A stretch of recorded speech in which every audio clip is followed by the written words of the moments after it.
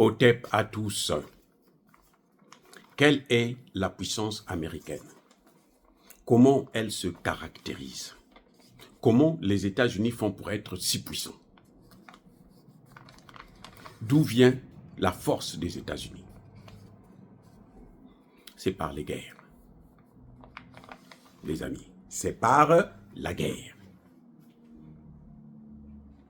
La puissance américaine est apparue d'abord et avant tout après la Seconde Guerre mondiale.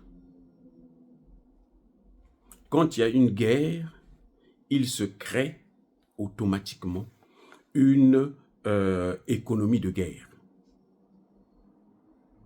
C'est cette économie de guerre qui permet de stabiliser l'économie d'un pays, notamment des États-Unis, et qui relance les affaires.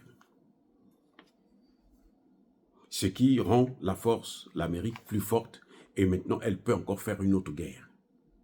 Donc les États-Unis, leur puissance, c'est deux choses, la guerre, l'économie de guerre.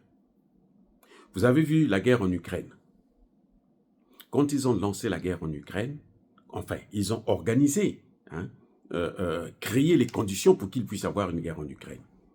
Vous savez que 80% de l'aide à l'Ukraine, qu'elle soit européenne ou américaine, restait ici aux États-Unis.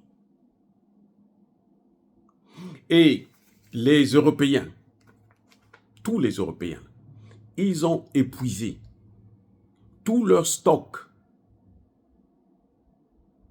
de réserves d'armes. Ils ont commencé d'abord par liquider les armes qu'ils avaient depuis la Seconde Guerre mondiale. Tout ça, c'est parti.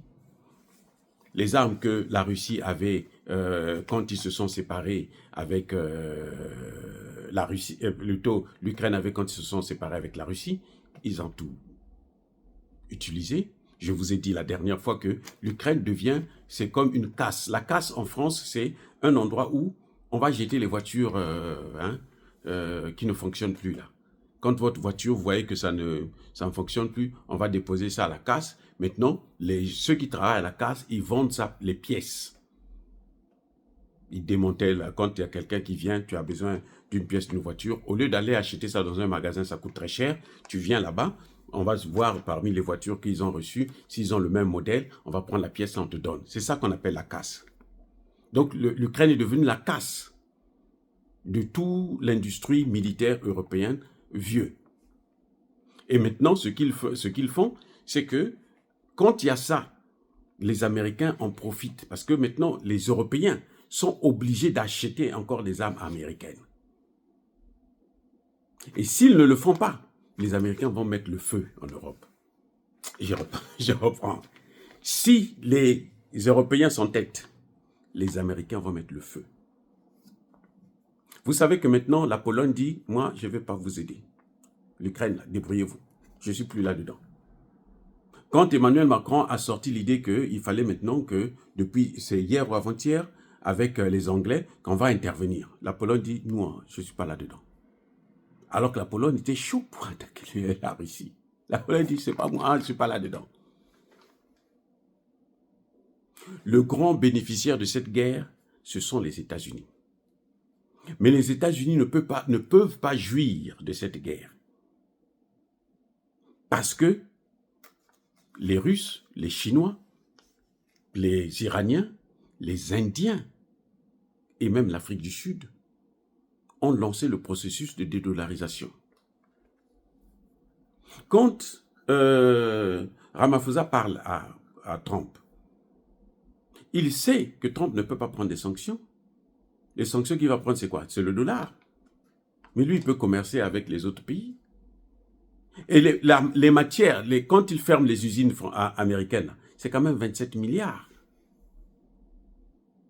Et ces milliards-là, Trump ne peut pas leur donner ça.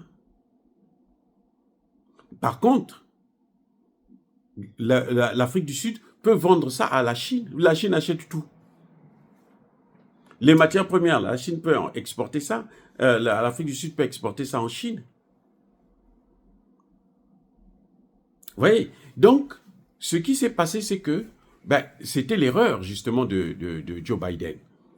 c'est que lui, là, ils étaient sûrs, ils étaient tellement sûrs qu'ils devraient gagner cette guerre. Voilà le vrai problème qui les a poussés tous dans l'erreur. Et les États-Unis et les pays européens. Ils étaient sûrs que la Russie l'a sur rien. Et surtout que sur les chaînes, leurs chaînes de télévision, ils font c'est la propagande, c'est le mensonge en fait. C'est pas la propagande, c'est même pire que la propagande. C'est le mensonge. C'est-à-dire qu'on invente quelque chose de toute pièce et puis on vous balance ça. On prend ses rêves, on en fait des réalités.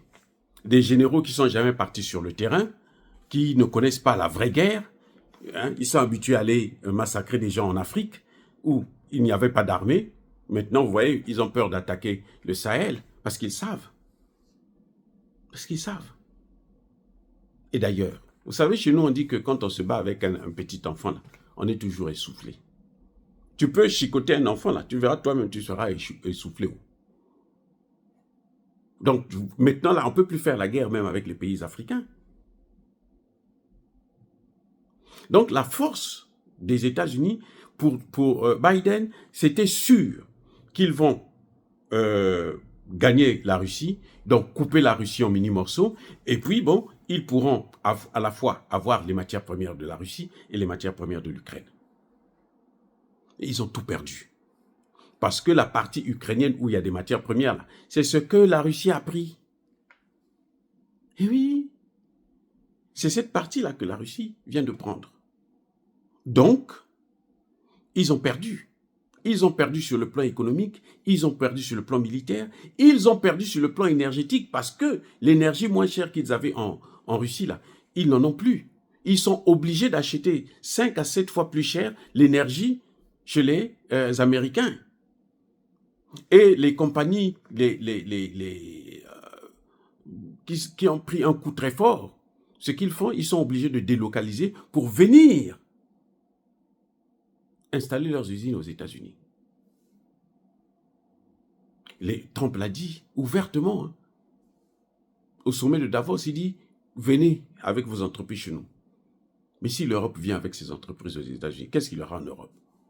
Ça va être la cascade, il n'y aura pas d'emploi, il n'y aura pas de ceci. Vous vous rendez compte? Donc ce n'est pas son problème. C'est pour ça que vous voyez qu'Emmanuel Macron s'active pendant que les grands sont en train de se battre sur l'Ukraine, lui, il veut aller s'installer en Afrique, occuper l'Afrique. J'espère que Tshisekedi ne va pas le laisser accepter une force européenne sur son sol. Je l'espère. Parce qu'il y a des Congolais qui disent « Oh, c'est bien, ils vont venir ». Non, ce sont eux qui ont créé le problème. Vous ne pouvez pas gagner la guerre avec ceux qui ont créé cette guerre. C'est pas possible. Parce que c'est comme si les Français se battent contre les Français, ou les Anglais se battent contre les Anglais. L'Europe contre l'Europe, ça n'a aucun sens. Ce n'est pas possible. Ils viendront pour renforcer. Mais ils ont fait ça au Mali. Monsieur Tshisekedi, ils ont fait ça au Mali. C'est exactement le schéma qu'ils ont fait au Mali. Les Maliens ont vite compris, même pas. C'est Assimi Goïta qui a fait le coup d'État, qui est rentré et qui a compris que non, ce jeu-là, il faut que ça s'arrête. Sinon, en ce moment, le Mali sera au mini-morceau. C'est ce qu'ils veulent faire en RDC. Donc, tout sauf une force européenne. Il faut dealer avec l'Afrique du Sud, avec le Tchad, le Burundi, et puis bon, certainement qu'il y aura d'autres pays africains qui vont décider d'envoyer les troupes pour en finir avec Kagame. Parce que Kagame, c'est le pur produit des Occidentaux. Et si vous voyez que les Américains ne sont pas très concentrés par ça, parce qu'ils ont un problème grave, qui est celui de la dédollarisation. C'est pour ça qu'ils sont pressés de créer la rencontre entre Poutine et Trump. Pour essayer de commencer à apaiser un peu les esprits et tout machin, tout ça là. Tout ce que vous voyez, l'humiliation de l'Europe là, c'est une stratégie qui est destinée à envoyer un message à Poutine. Que moi, je veux plus de ces Européens là, parce que eux aussi, ils m'embêtent. Donc, pour un peu flatter, si vous voulez, Poutine. Mais j'espère que Poutine aussi ne va pas tomber dans le piège. Parce que eux, quand ils vont reprendre encore leur force, ils vont refaire la même guerre. Ils vont refaire la guerre. D'ici 10, 15, 20 ans, vous allez voir, ils vont encore refaire la guerre. Donc, il faudrait que Poutine garde sa même position. Et pour nous, les Africains, c'est le moment ou jamais. on doit consolider les relations avec Poutine. S'il n'y en a pas, on doit les créer. C'est le moment ou jamais. Je répète encore, c'est le moment ou jamais. Soyez bénis, abondamment bénis par le Dieu des Kémites et par nos ancêtres évangélisés. Mais que tous ceux qui persécutent le continent africain, le pillent, le déstabilisent, qu'ils soient noirs, blancs, chinois, arabes, juifs, indiens ou qui qu'ils soient punis, maudits, foudroyés, neutralisés, écrasés, effacés par le Dieu des Kémites et par nos ancêtres évangélisés. Vive l'Afrique éternelle. J'ai dit et j'assume.